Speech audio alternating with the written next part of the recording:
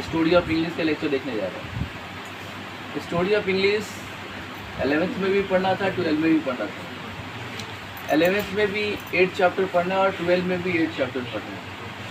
तो 11th तो बीत गया, अब हम लोग 12th में तो 12th की पढ़ाई करेंगे। सबसे पहले जो नोट्स आपको भेजा गया है उसमें चैप्टर्स नेम दिए गए हैं, आप देख सकते हैं क्या चैप्टर्स नेम है उसमें? Yes sir. पहला चैप्टर का नाम है ओल्ड इंग्लिश, दूसरे चैप्टर का नाम है मिडिल इंग्लिश, तीसरे का है मॉडर्न इंग्लिश, चौथा English as a world language, उसके बाद story of English, story of the novel in English. मतलब ये सभी चैप्टर्स हैं जो आपको पढ़ने हैं। आगे बढ़िए, सबसे पहले आपको ओल्ड इंग्लिश के बारे में स्टडी करनी है। ओल्ड इंग्लिश जो है वो 3 भागों में डिवाइड हो गया। ओल्ड इंग्लिश कितने भागों में डिवाइड हुआ है? 3 भागों में डिवाइड हुआ। मतलब कि हम बताएंगे कि ओल्ड इंग्लिश नहीं, मतलब इंग्लिश का जितना भी पीरियड होता है वो 3 भागों में डिवाइड हुआ है, ठीक है। सबसे पहला जो भाग है वो ओल्ड इंग्लिश, उस पर हम लोग बात करेंगे। जो सेकेंड जो उसका पार्ट है उसका नाम है मिडिल इंग्लिश, जो थर्ड पार्ट है उसका नाम है मॉडर्न इंग्लिश। क्लियर?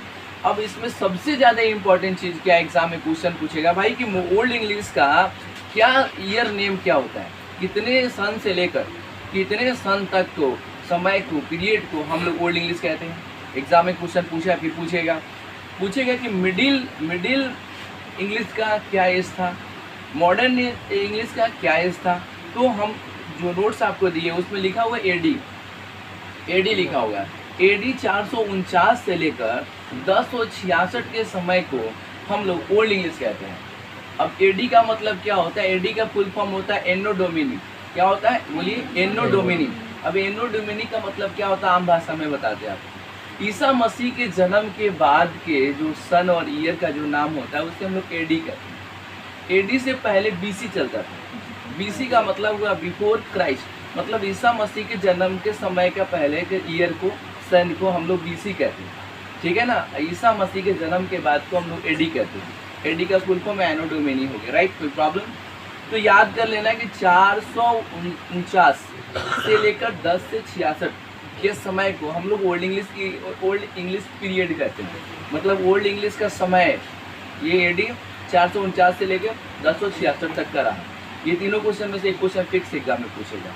अब नेक्स्ट पेज में आप पढ़ें। अब इंग्लिश के बारे में समझिए कि भाई इंग्लिश का जन्म कहाँ से हुआ, इंग्लिश की उत्पत्ति किस लैंग्वेज से हुई, इसके बारे में थोड़ा डिटेल बताएंगे। बड़ा सुंदर नोट्स आपको दिया गया, हिंदी में लिखा हुआ दिया गया ताकि समझ में ज़्यादा है। समझोगे तभी ना ऑब्जेक्टिव वहाँ पे मारोगे आप। क्लियर? कोनो डिफिनेशन थोड़े आने जा रहे हैं एग्जाम में जो लिखना है आपको इंग्लिश में।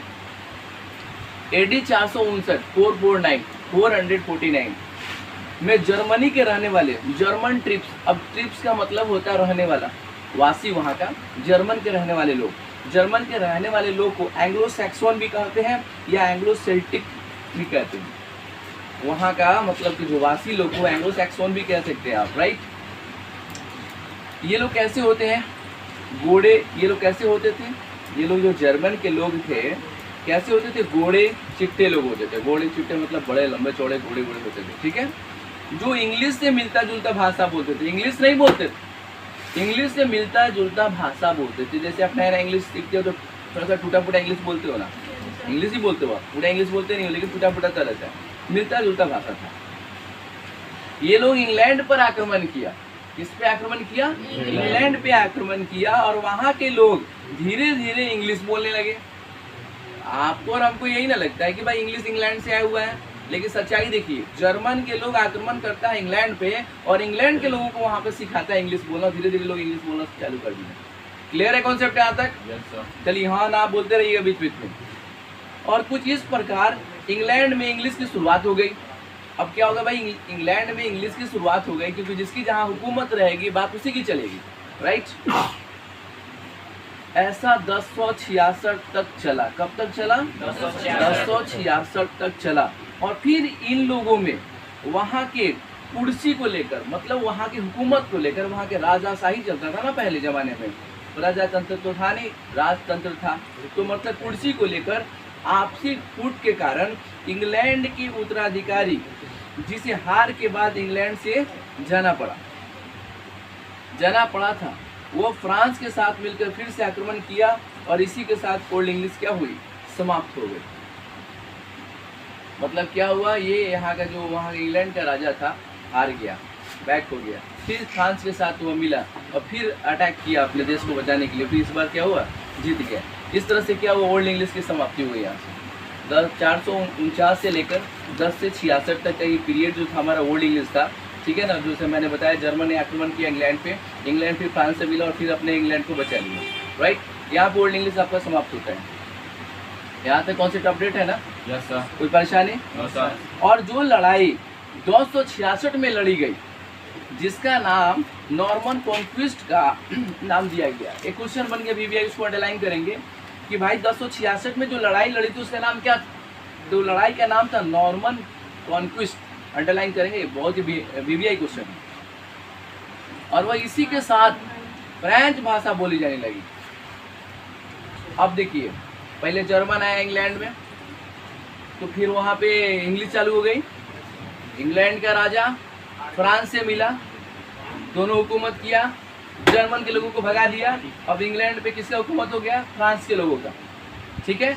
अब फ्रांस के लोगों का हुकूमत इंग्लैंड पे है, तो वहाँ का राजा बोलता है कि भाई अब जब हुकूमत हमारी है तो मर्जी हमारी चलेगी, आपका थोड़ी चलेगा। अब यहाँ फ्रेंच लैंग्वेज चलेगा, इंग्लिश नहीं चलेगा। यहाँ कौन सा लैंग्वेज चलेगा? अब फ्रेंच लैंग्वेज चलेगा। फ्रेंच लैंग्वेज इंग्लैंड में चालू हो गई। कोई दिक्कत यहाँ तक? और जो लड़ाई हुआ तो उसको क्या कहते हैं बाबू? 1066 में नॉर्मन कॉन्क्विस्ट कहते हैं। क्लियर है यहाँ तक? चलिए और आगे बताते हैं। एडी 1066 से लेकर एडी 1150 तक फ्रेंच भाषा ज़्यादातर जगह बोली जाने लगी। इंग्लैंड में कौन सी भाषा बोली जा रही है अब? मतलब 1066 से लेकर 1150 तक फ्रेंच भाषा सबसे ज़्यादा बोले जाने लगा। क्लियर है यहाँ तक? यस या नो? यस या नो बोलते रहो बीच में, ठीक है। फिर एडी 1150 में वहाँ के पादरियों को, पादरियों मतलब समझते हैं, फादर रोदर, पंडित मौलाना मुल्की, है ना, को लगा कि इंग्लिश की वजूद ही खत्म हो जाएगी, इसलिए इंग्लिश में स्पीच देना, उपदेश देना शुरू किया गया। और इसी प्रकार मिडिल इंग्लिश की शुरुआत हो गई। ओल्ड इंग्लिश था आपका 1066 में टाटा बाय बाय हो गया था, कहानी खत्म हो गई थी ना।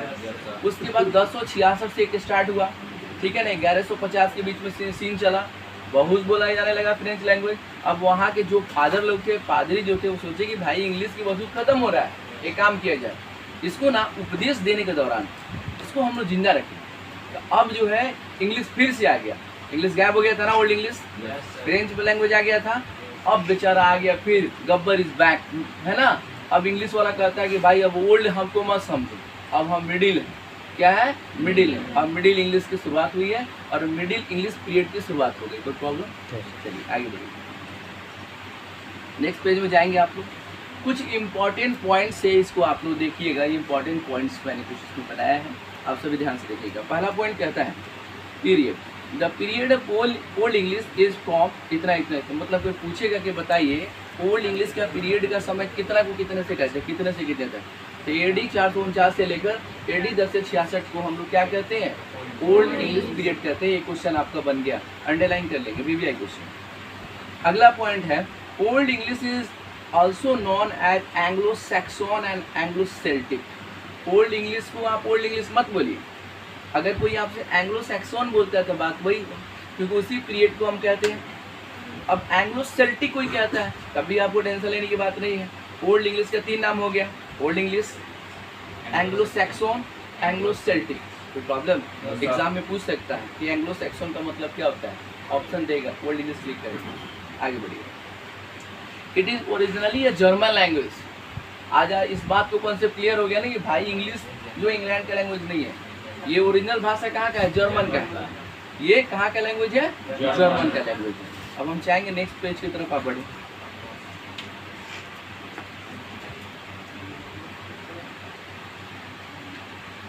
Dialects of Old English. अब dialects of Old English, dialect का मतलब होता है बोली, भाषा। डायलॉग नहीं समझते, डायलेक्ट का ही पार्ट होता है डायलेक्ट, ठीक है ना। आइए ओल्ड इंग्लिश के क्या डायलेक्ट्स है। Dialects of Old English divided into 4 types.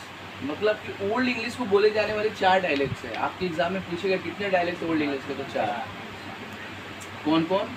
कैंटिस, ये सब इंपॉर्टेंट है, याद रखिएगा, ऑप्शन भी पूछेगा। कैंटिस, नॉर्थम्ब्रियन, अमेरिकन, वेस्ट सैक्सन, याद रखेंगे, ये इंपॉर्टेंट पॉइंट है, पूछेगा डायलेक्ट कितने होते हैं ओल्ड इंग्लिश में, कौन कौन होता है, सबका नाम बताइएगा।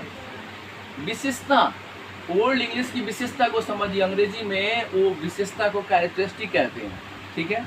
पहली विशेषता है कि writing system of Old English is totally different from today. सबसे पहली विशेषता कोई पूछेगा भाई ओल्ड इंग्लिश में और अभी जो मॉडर्न इंग्लिश चल रहा है क्या फ़र्क होता है, तो बोलिएगा सर फ़र्क यही होता है, उस समय लिखने का तरीका काफ़ी अलग था, अब लिखने का तरीका काफ़ी अलग है, तरीका हम दिखाएंगे आप लोग को इसकी, क्लियर। दूसरा important point, the writing system use the unique alphabet. उस समय ओल्ड इंग्लिश में जो अल्फ़ाबेट था, उस अल्फ़ाबेट को हम लोग क्या करते थे मालूम है, आज हम लोग अल्फ़ाबेट बोलते हैं ना, पहले बोलते थे रूनिक, बोलिए आप लोग, रूनिक अल्फ़ाबेट, क्या बोलते हैं बाबू, रूनिक अल्फ़ाबेट कहते हैं, रूनिक अल्फ़ाबेट, याद रखिएगा, अंडरलाइन करते रहो, कलम वलम चलाते रहो, पूरा हाईलाइटर फाड़ दो उसको, समझ में आ रहा है ना, सिर्फ देखना नहीं है, सब कुछ घेरते रहना है, ये सब, यही तो मेन पढ़ाने का मकसद था, इसीलिए ना कल बोले पहले लिखो फिर समझाएंगे, ठीक है ना, हो गया अंडरलाइन। चलिए, विशेषता हमने आपके बीच में रखी। अब आपको पेज नंबर 8 देखिए, मतलब नोट नंबर 8 को देखिए। अब देखिए इसमें कुछ